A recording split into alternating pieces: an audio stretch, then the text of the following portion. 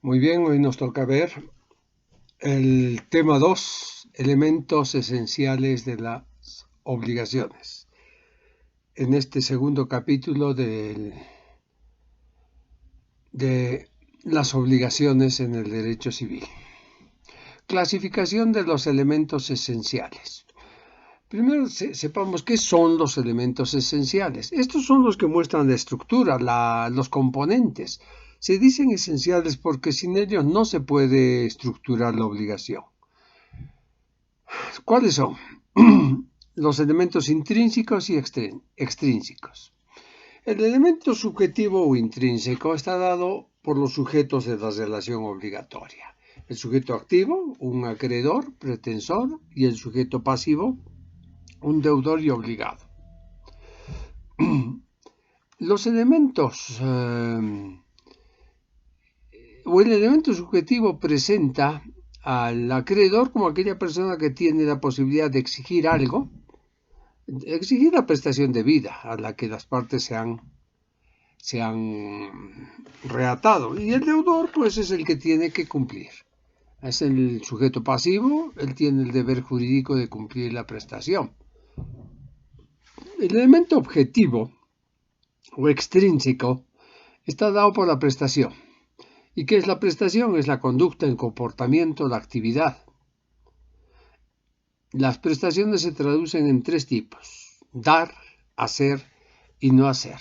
Estas prestaciones son conductas, comportamientos que anteriormente o anticipadamente o anteladamente las partes se han obligado a hacer. Roma ya los conocía y los agrupaba también en tres: el dare, facere y el non facere. Veamos ahora las prestaciones de dar. ¿Qué son?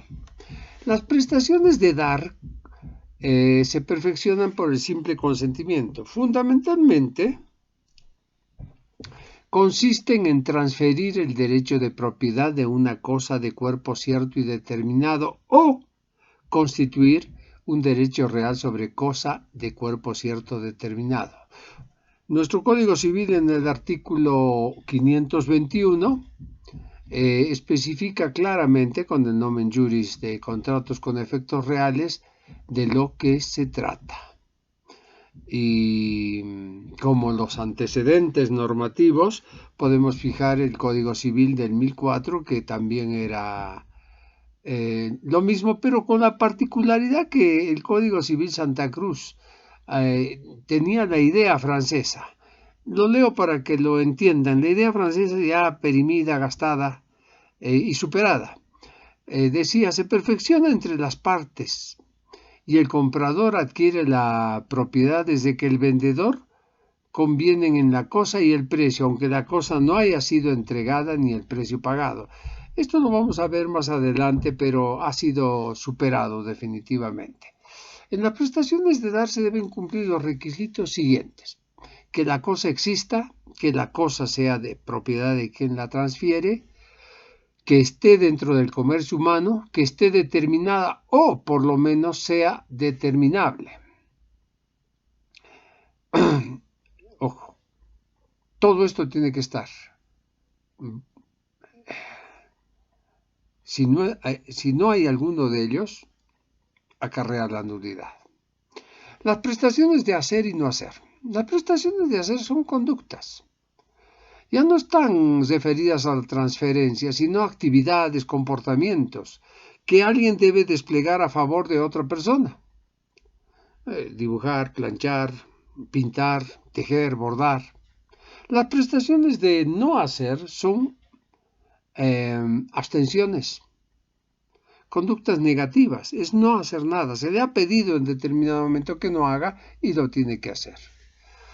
Los requisitos que tienen que cumplir ambas, la positiva hacer y la negativa no hacer, son: deben ser posibles material y jurídicamente, deben ser lícitas, porque nadie se puede obligar a lo ilícito, deben ser susceptibles de valorarse económicamente.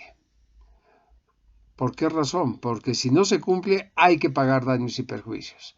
Debe ser personal de quien se obliga. ¿Por qué? Porque esto es sencillo, nadie puede obligarse por otros. debe ser determinada o ser susceptible de determinarse en el futuro. Obviamente aquí se aplica pues ese aserto romano que el que se obliga al género no se obliga a nada. Entonces fíjense ustedes de que esto es importante, de que para que se cree un lazo de derecho estos elementos tienen que configurarse. Las etapas. ¿Cuáles son las etapas? Las etapas de ver bajo la idea sobre la cual se estudiaron estas obligaciones. Hubo una etapa, refiriéndonos a la naturaleza jurídica, la etapa personalista.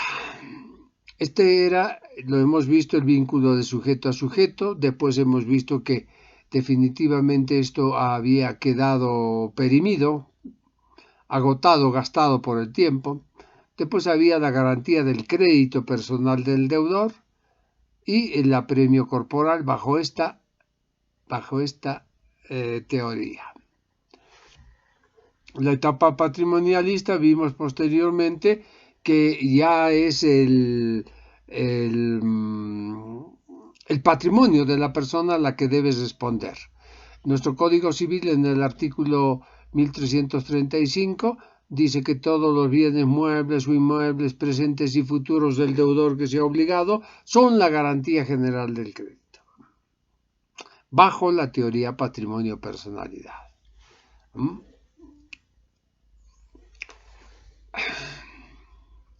Posteriormente, el avance del estudio del derecho viene una etapa contemporánea mixta de división o fraccionamiento del vínculo en partes y en elementos, en dos partes.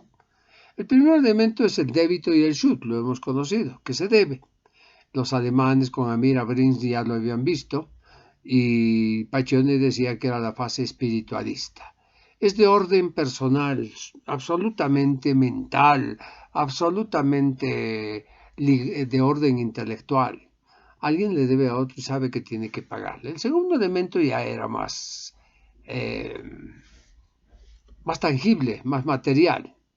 Esta responsabilidad del deudor que no pagaba debía ser castigada. Esta irresponsabilidad, mejor dicho, debía ser castigada. ¿Cómo? Bueno, pues mediante ya no el apremio corporal, sino una serie de situaciones que atacaban los bienes, normalmente en apoyo de este deudor que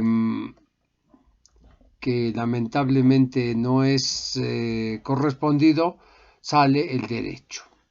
El derecho ayuda para que se pueda avanzar, ¿no?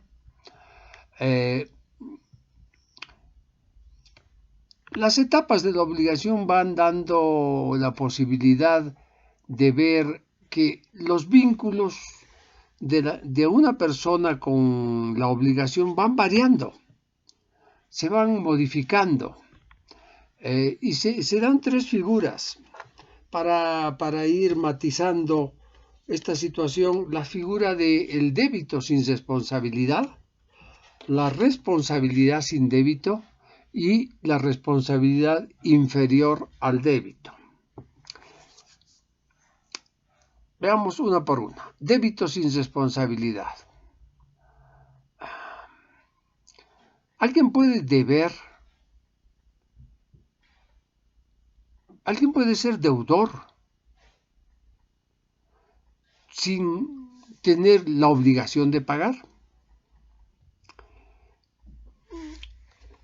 Sí se puede dar. ¿Por qué? Porque el acreedor no puede acudir a los órganos jurisdiccionales y hacerle cumplir. Solo tiene que esperar que el deudor de buena fe, de caballero, con una moral alta, le pague. ¿Por qué no puede accionar? Bueno, hay varios elementos. Podría ser que la obligación esté ligada al azar y la ley prohíbe las deudas del juego. Le daba derecho pero no acción.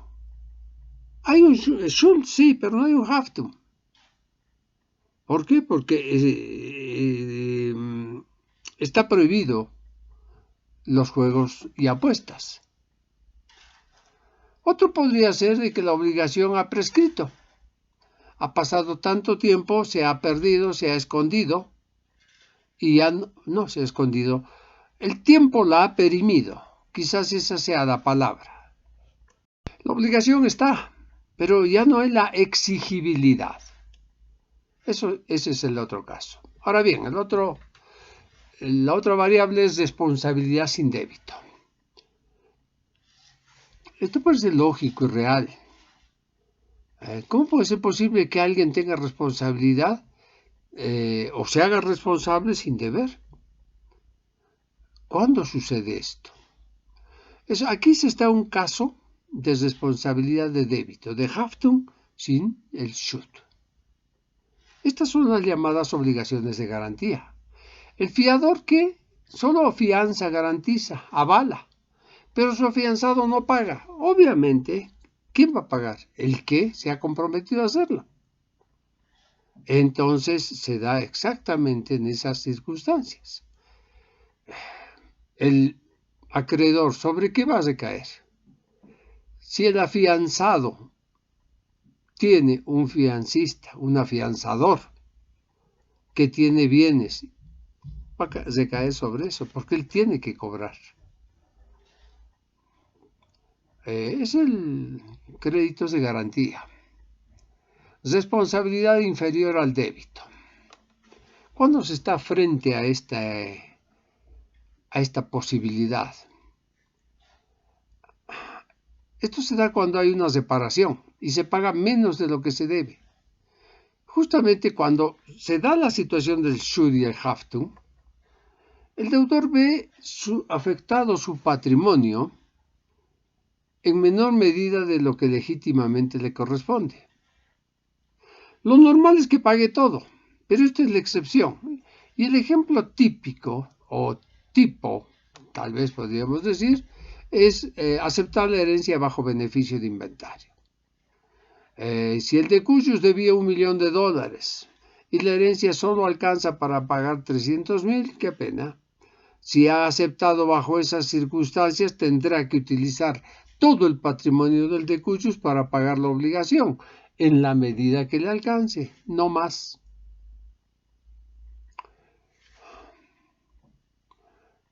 Aquí la teoría patrimonio y personalidad se resquebraja, se cristaliza, se rompe. ¿Por qué?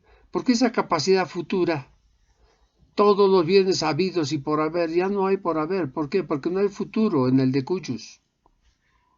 El decujus al morirse ha tirado abajo toda la posibilidad de que en el futuro pueda tener más. No lo va a tener. Punto 3. Teoría de la prueba. Entendamos qué es la teoría de la prueba del crédito. Cuando se estudia la forma en los actos jurídicos, porque obviamente que sabemos que todos los actos jurídicos tienen una forma, entonces esa forma es el aspecto externo. Es la manera por la cual se puede observar y comprobar la obligación de un derecho de crédito.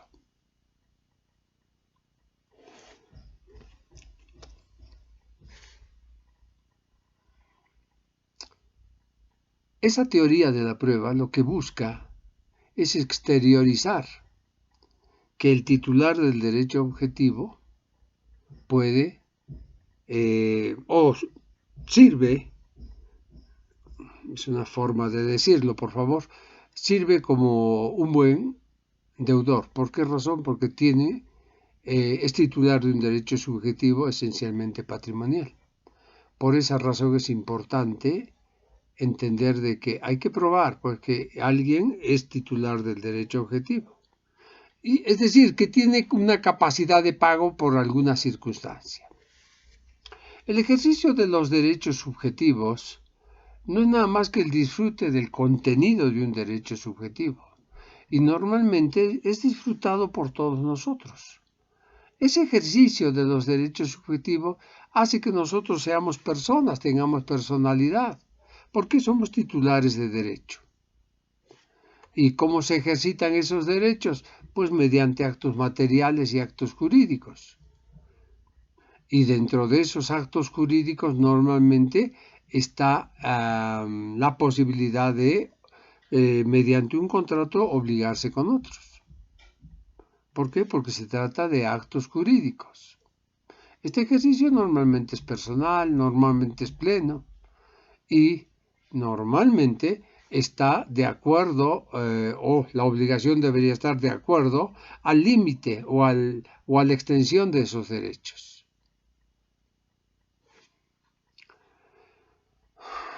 Este ejercicio también, muchos se preguntan si es obligatorio. No, normalmente los derechos subjetivos son potestativos, es decir, la ley no obliga a ejercitarlos, no los presiona, pero no por eso muchos derechos se pierden, ¿no? Se mantienen. Hay algunos que se pierden, los vamos a ver. Hemos visto hace un ratito responsabilidad sin débito, que uno puede deber, pero como ya no tiene acción, se ha transformado la obligación de civil en natural. ¿Por qué razón? Porque el tiempo le ha hecho perder esa calidad. Esa calidad. Y esa es la situación que normalmente se da.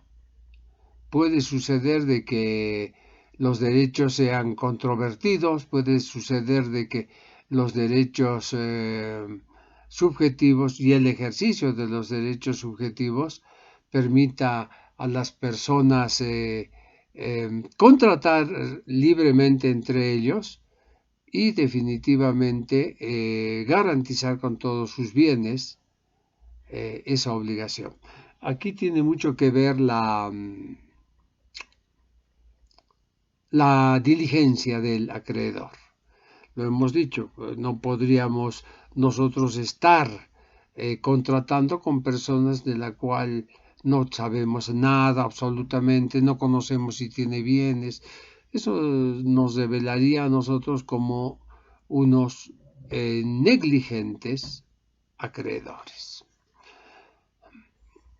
La situación de concurrencia en los derechos se da cuando hay dos derechos iguales. Cuando dos personas aparentemente tienen un derecho que es similar, parejo, esto se da en la copropiedad, la propiedad horizontal, la medianería, o cuando hay dos o más acreedores quirografarios. Todos tienen como garantía el crédito. ¿Cuál de ellos será favorecido? ¿A cuál se elegirá? Todos tienen el mismo derecho de acreencia. Nadie tiene preferencia. Entonces todos deben concurrir coetáneamente, conjuntamente, al ejercicio de un mismo derecho.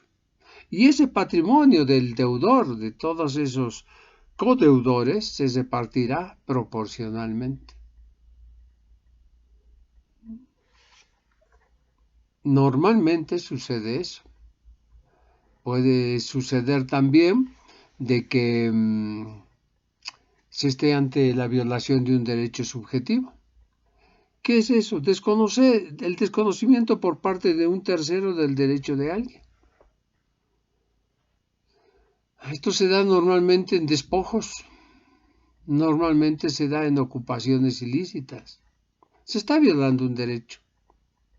Y aquí definitivamente, y como ya no es posible la autotutela,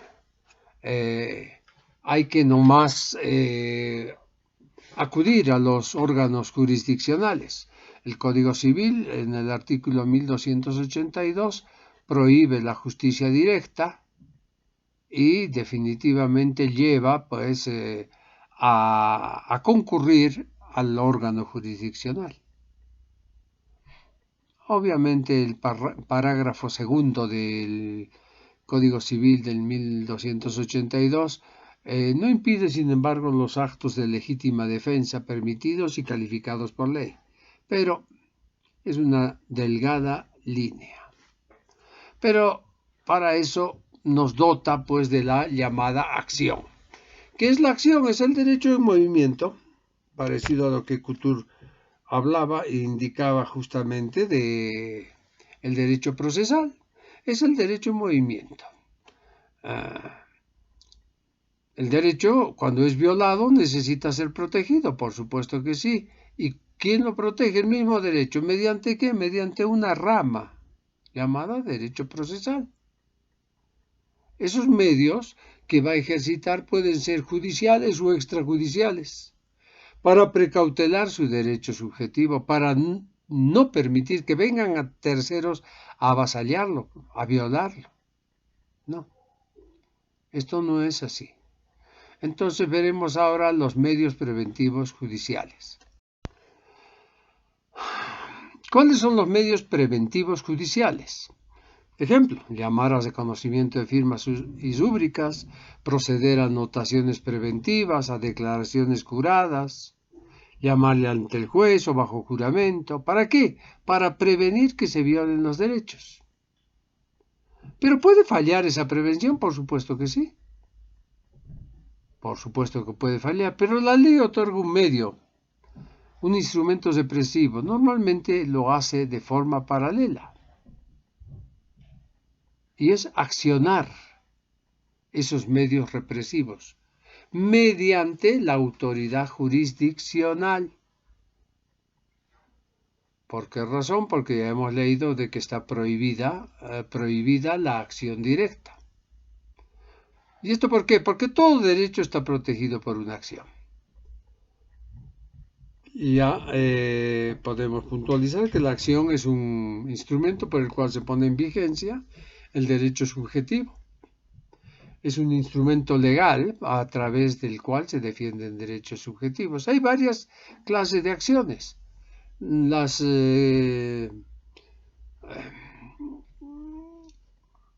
siguientes: patrimonial, extrapatrimonial, real, personal, mixta.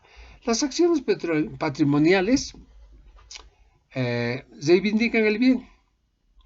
El que está poseyendo o detentando tiene acciones que le permiten seguir poseyendo o detentando. Son acciones patrimoniales pero de carácter real. Las acciones extrapatrimoniales ya no contienen reivindicaciones de carácter patrimonial. Normalmente están relacionadas con derechos subjetivos personalísimos, como el derecho al nombre, a la imagen, al honor. Las acciones reales tienen por objeto un bien, normalmente mueble o inmueble. Y por eso las acciones serán mobiliarias o inmobiliarias. Y cuando estamos en presencia de las acciones mixtas, estamos frente a aquellas que tienen ambos efectos. Buscan bienes y también buscan cumplimiento de prestaciones. La acción de nulidad es una acción mixta. Es real porque busca que el bien que había salido de manos del vendedor vuelva a sus personales. Y es personal porque extingue las obligaciones. También puede haber acciones petitorias y posesorias.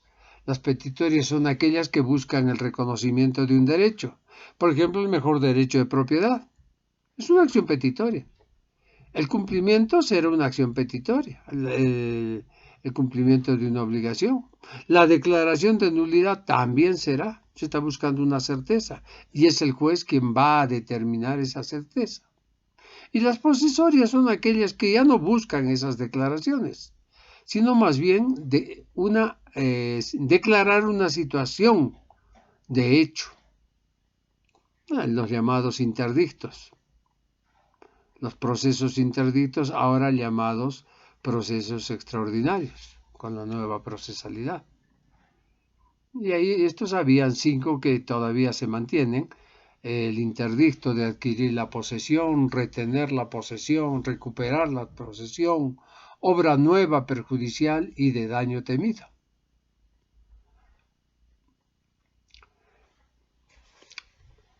Veamos ahora la excepción.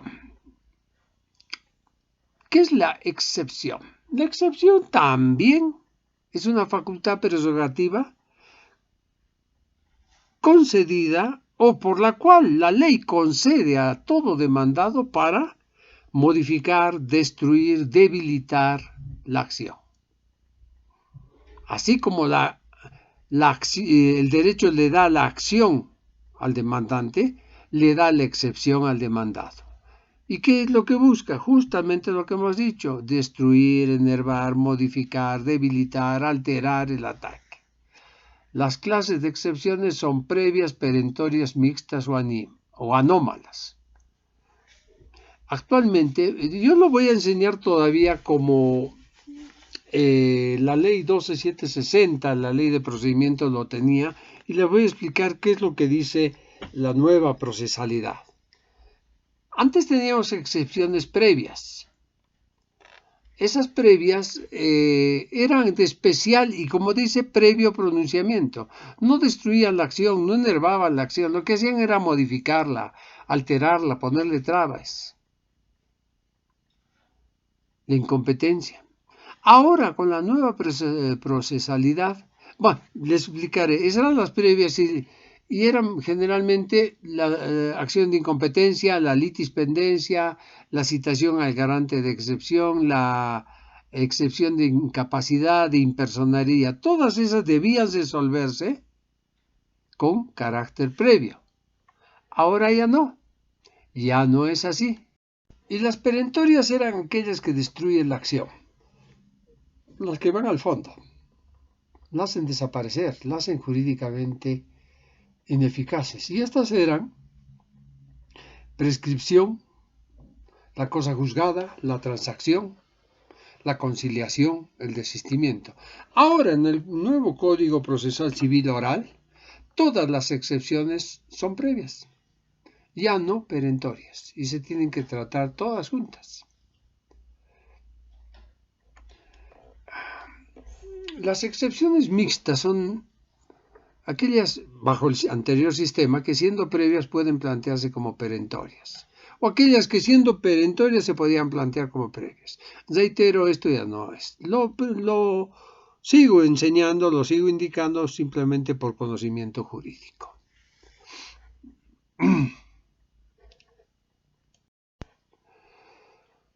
Prueba del crédito. ¿Qué se entiende por prueba del crédito? Es la justificación de la verdad de los hechos controvertidos en el juicio. Otros dicen, para darles definiciones, es la comprobación de la verdad de una aseveración. El concepto jurídico normalmente común es que la prueba es la demostración de un hecho o un acto por un medio expresamente previsto por la ley, que busca una verdad histórica de relevancia jurídica. Normalmente el que debe probar es aquel que afirma algo. La negación es un hecho genérico que no se debe probar.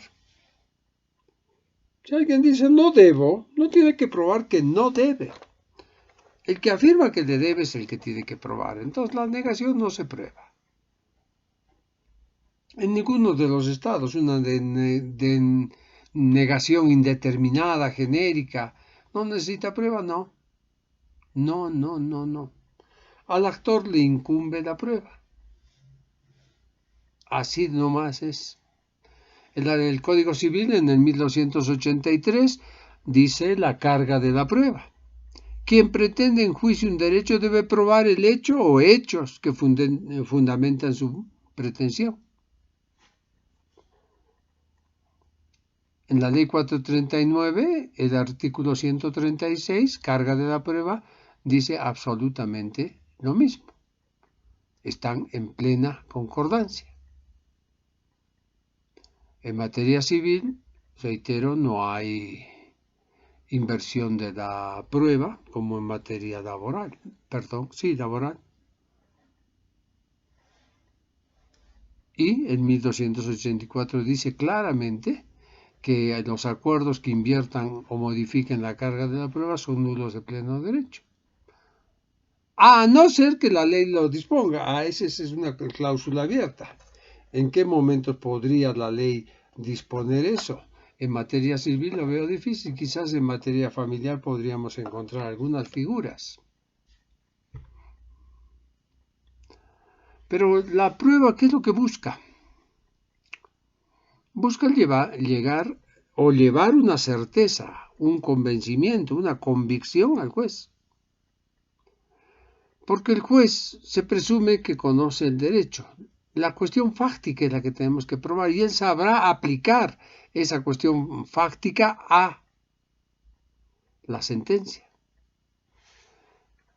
El juez les delatamos todo, él hará la subsunción de la norma, aplicará su justo criterio, aplicará su razonamiento, aplicará el imperio de la ley y definitivamente fallará al respecto. Porque el juez va a valorar esa prueba. Va a valorar esa prueba. En la valoración de la prueba hay dos sistemas contrapuestos y ahora hay un tercero. Esos sistemas son el de la prueba moral, prueba legal y el sistema de la sana crítica, cuando en rigor de verdad es un sistema ecléctico. El sistema de la prueba moral se aplica en materia penal. Se le da amplias facultades subjetivas al juez para apreciar los medios de prueba. Estos medios de prueba deben llevar a una convicción subjetiva. Y el juez, valorando esa prueba,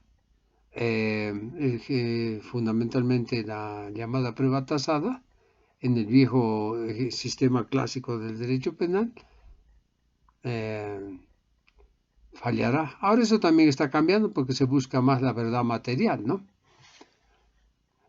La prueba tasada sigue vigente en el sistema, en el derecho civil. Los instrumentos de prueba son determinados de antemano, generalmente prueba documental. La prueba documental se vuelve plena prueba cuando confiere o contiene algunos elementos que lo hacen mucho más idóneo. Pero el juez igual está viendo que lo tiene que ver. Perdón, el juez tiene que ver todas las pruebas y valorar respecto a eso. El sistema de la sana crítica, o también llamado mixto o ecléctico, se atiene a que la ley señale el valor de la prueba, pero el juez le puede dar mayor o menor valor. Y para eso tendrá que hacer el silogismo de la premisa mayor, premisa menor y sacar una conclusión. El silogismo, recuerden, es un argumento en el cual se tienen establecidas ciertas cosas y de ellas necesariamente puede emerger una cosa diferente a las demás. El Código Procesal Civil, la Ley 439, en el artículo 145, habla de la valoración de la prueba que se debe leer para entender claramente de qué estamos hablando. ¿Por qué razón? Porque el juez sí va a aplicar mucho del criterio y va a ver también la posibilidad de contrastar dos pruebas que tengan un rango de efectividad similar. Y él tendrá que definir, él tendrá que determinar cuál de ellas será admitida. La labor del juez no es fácil en este sentido, por eso se requiere normalmente de que los jueces sean personas con una amplia experiencia, además un amplísimo conocimiento del derecho, una probidad, una honestidad a todo dar, porque muchas veces son ellos que van a ver hasta la posibilidad de que las partes traten de engañarlos, ¿no? Muchos saben perfectamente, y los abogados lo conocen, de que en materia civil, y obviamente esto es extensible a todos, hay que actuar de buena fe. El Código Civil, en el artículo 1279, claramente indica de que los derechos y los deberes se ejercen y se cumplen conforme a su naturaleza y contenido específico. Eso es basado en las reglas de la buena fe.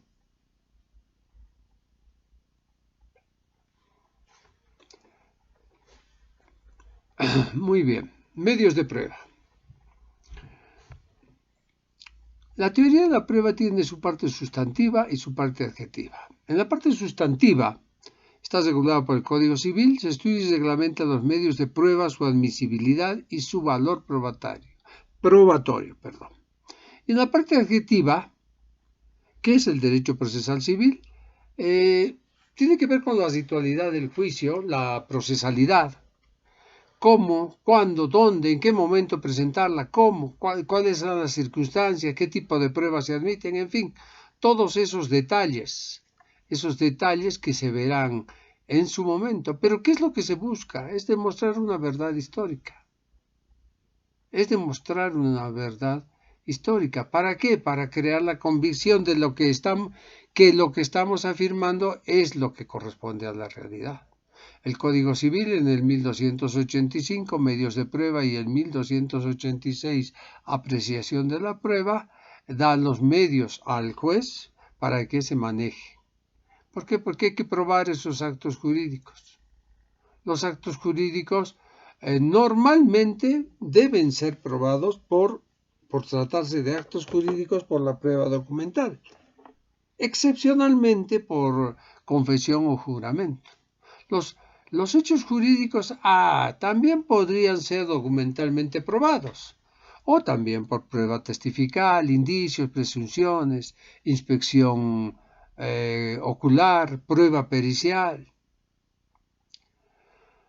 La prueba documentada es la representación material que normalmente es constancia de un hecho, de un acto y un evento.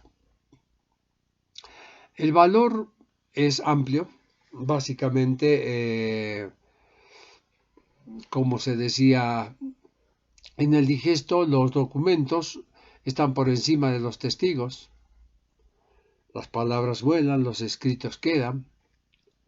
La prueba documental normalmente se refiere o se ha dividido en tres: documentos públicos, documentos privados, documentos especiales. Un documento público es aquel extendido por el funcionario público que es competente, el notario, cumpliendo todo aquello que la ley dice. Muchos dicen, ¿un documento público y un documento auténtico es lo mismo? No, el documento público es el extendido por el funcionario en el ejercicio de sus funciones. En cambio, el documento auténtico es aquel que ha sido otorgado con certeza y seguridad por una persona. Todos los documentos públicos son auténticos, pero no todos los documentos auténticos son públicos. Los requisitos que deben tener es: primero, debe existir el documento que contenga la declaración unilateral, bilateral o plurilateral que está o que podría ser objeto de litigio. Segundo, debe estar firmado al pie por él o los autores del acto, como refrendo de lo que está afirmando el documento. Tercero, debe haber sido otorgado por un notario de fe pública, es decir, debe firmarse el protocolo. ¿Para qué razón? Para que esto adquiera el carácter de oponibilidad. Sabemos perfectamente que el documento público o la intervención del notario solamente da fe del acto constitutivo. Así de simple. En 1287 dice que documento público es el extendido con las solemnidades legales por el funcionario autorizado. La ley 439, la procesalidad, en el artículo 148, habla de clases de documentos, cuya lectura queda a vuestra discreción. Muy bien, entonces cuando se tienen esos documentos, se tiene una fuerza probatoria.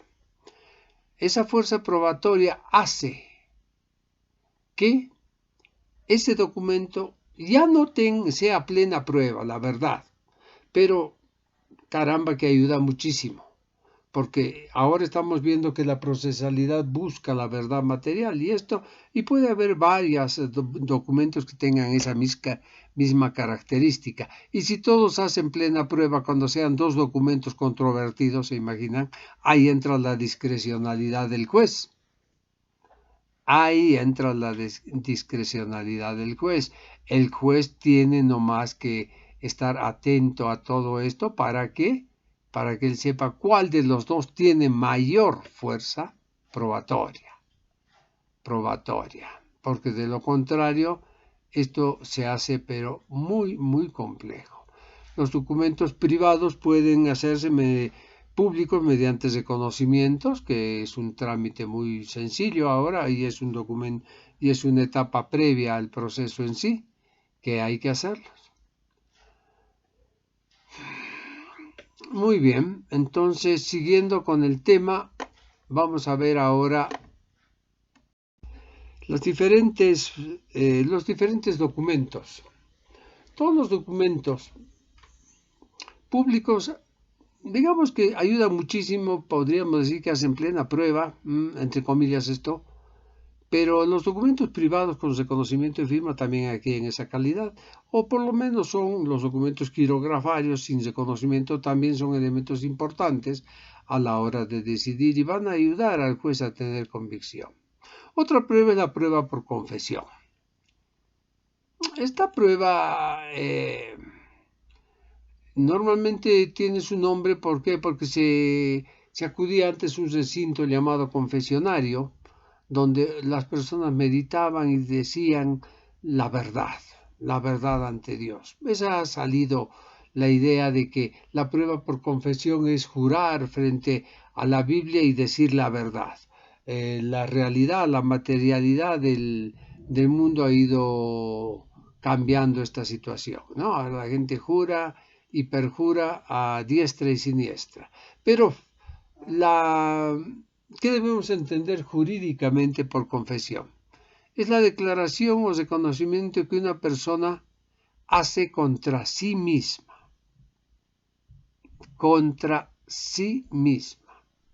de la verdad de un hecho o bien de la declaración en la cual una de las partes reconoce el derecho. La confesión es judicial o extrajudicial, expresa o tácita, simple o cualificada, dividida o individual. ¿Qué es la confesión? Candaluti dice, es el reconocimiento, declaración espontánea que realiza una persona capaz de obrar sobre hechos que producen efectos de derecho contra el que ha confesado. Esto es importante que se conozca. La confesión no se lo hace para beneficio propio, sino para beneficio ajeno. Eso es confesión. La naturaleza es que el hombre no es una máquina, es un ente que tiene conciencia, vida, razonamiento. Y definitivamente, si confiesa algo, lo hará motivado por una necesidad de decir la verdad. La naturaleza, mejor dicho, la doctrina indicaba de que al que confiesa se lo tiene por juzgado, al que declara contra sí mismo se lo tiene por confesado. Eso estaba en el Códex. Y bueno, en materia penal saben perfectamente que eso no cuaja, porque nadie puede declarar contra sí mismo. Definitivamente, desde el punto procesal, la confesión debe tener requisitos. Primero, el confesante debe ser capaz de obrar. Y dentro de él debe tener capacidad de disposición. Es decir, disponer del derecho subjetivo, normalmente ligado a una entidad patrimonial. Segundo, la confesión debe ser sobre hechos personales del confesante, es decir, derechos subjetivos. Tercero, la confesión debe ser espontánea. No puede haber confesión inducida mediante violencia o dolo. Cuarto, debe ser sobre hechos concretos, precisos, inequívocos. No puede tratarse de confesiones genéricas. Quinto, debe ser hecha judicialmente, dentro del proceso. Ahora se cuestiona mucho en este punto si la confesión notarial tendrá validez. Por supuesto que sí. Claro que sí. ¿Por qué razón? Porque el notario da fe pública de que esa persona está viniendo a declarar de motu propio, sin violencia. La confesión judicial está indicada en el artículo 1321 del Código Civil y es la que se presta en juicio. Y la persona, obviamente, persona con capacidad de obrar, de disponer, puede hacerlo. La confesión extrajudicial está en el 1322 del Código Civil, está hecho por persona capaz, al interesado o a su representante legal. Muchos dicen que esta tiene que estar sometida y ratificada. Sin embargo, el Código Civil dice que surte el mismo efecto que la judicial. Pero definitivamente en materia procesal se podría alegar de que esa confesión extrajudicial pudo haber estado violada en algunos de sus elementos del consentimiento.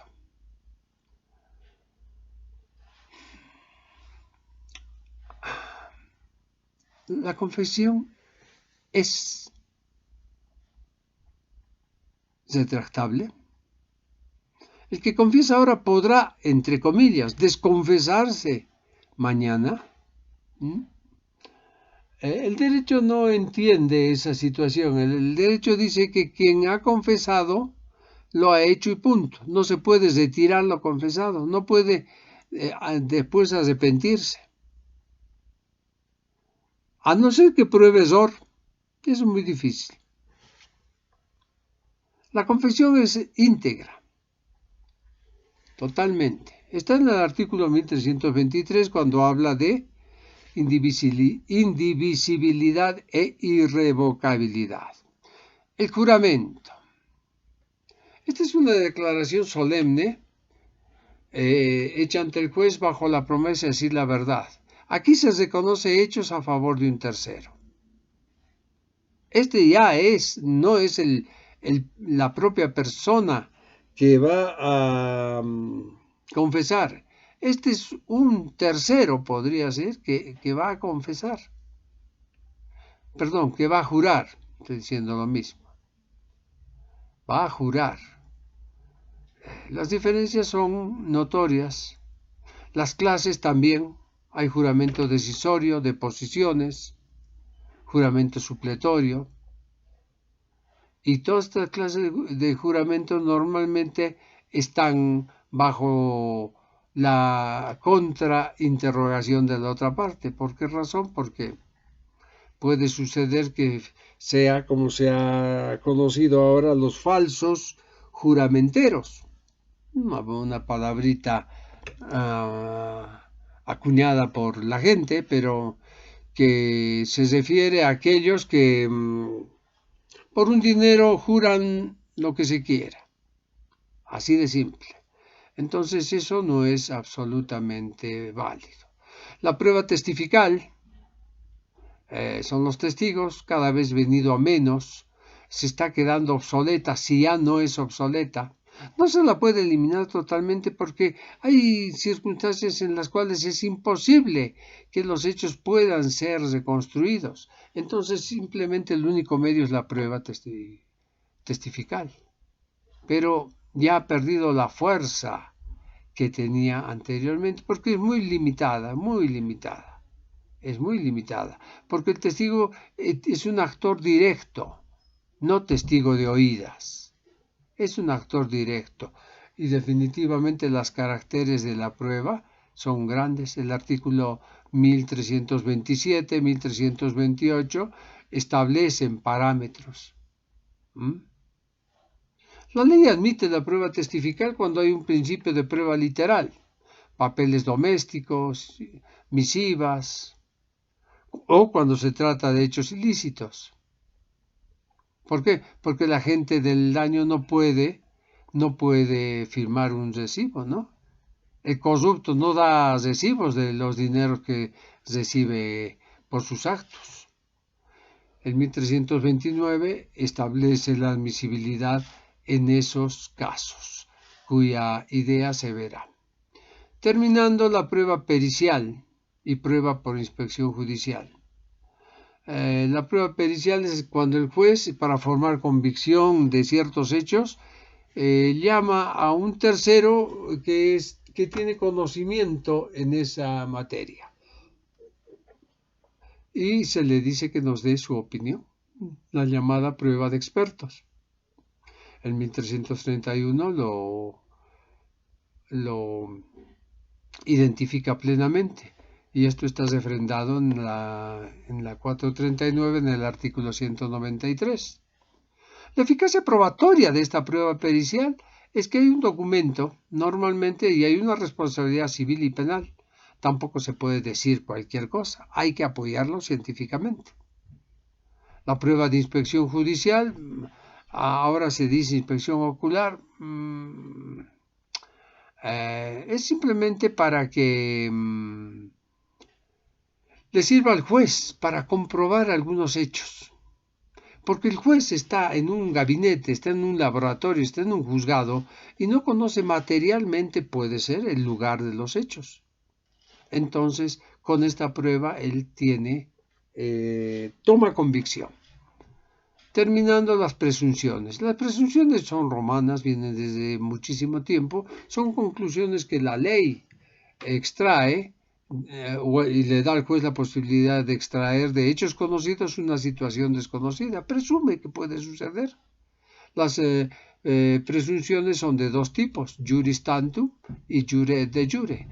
Las juris tantum adquieren, o mejor dicho, admiten prueba en contrario. En cambio, que las presunciones jure de jure son absolutamente irrefragables.